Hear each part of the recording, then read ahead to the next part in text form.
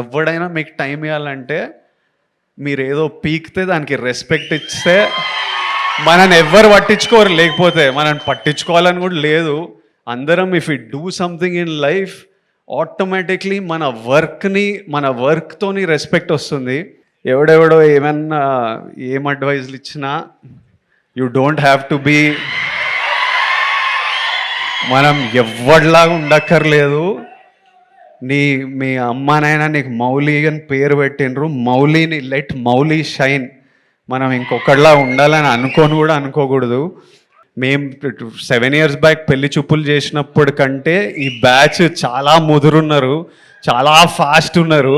అంటే వాళ్ళు నేర్చేసుకున్నారు, పనులు చేసి ఇన్స్టాగ్రామ్లో కంటెంట్ క్రియేట్ చేసి డబ్బులు సంపాదించి వీళ్ళకి అంటే every generation is expose to more and is more and more mature.